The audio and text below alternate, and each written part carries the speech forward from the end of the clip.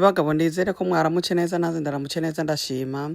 Bagabo ndaziye gutemberera umugenzi ngaha bagabo nukuri rero reka ndabereka ingene twateguye aka breakfast.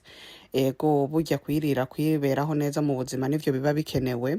Dutangure na ya matunda ya Adamu na Eva ndakubwiza ukuri ndibaza zari zirunguriye uko arico gituma mubona Eva yazisimbiyeko.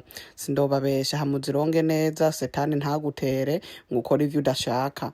Bagabo hama rero nyene bagabo naka kukumbure twari tugakeneye turakeneye amaveji nyene kira igihe ubugiye kurya nyene nk'ivyo mu gatondo tutuntu rubudukeneye turorosha munda turaryoha ku mukati rero wibuke kugusa kuturonga kugira nyene uze kudukata bimeze neza. Hatwari ko turitegura nyene kubikora wa mugenzi wanje nawe yari gususha nyene utundi nyene tuza kurya ku ruhande n'akamulete no tugi hamaroze ntangura gukata aya makukumbure n'aya maveji.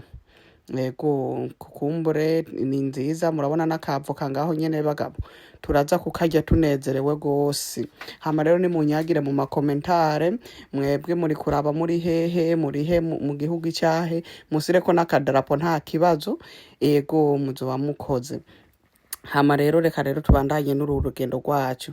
Ego jewe rero ntabwo ndi muhira ubu murabona ko ntari muhiri wanje.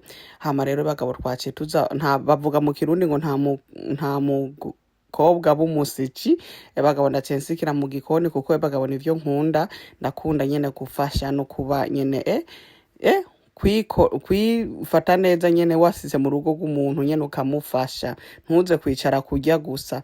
Aha murabona ko twari twabiteguye imikate ivyo turya byose hama n'ivyo tunwa bagabo tuca dutangura rero kwimamugoranga kakagasani k'amavoka ya matunda ya Eva bagabo hama rero muce mwicara mwimomere bagabo mubeho neza mu buzima mutababaye. Sawa bye.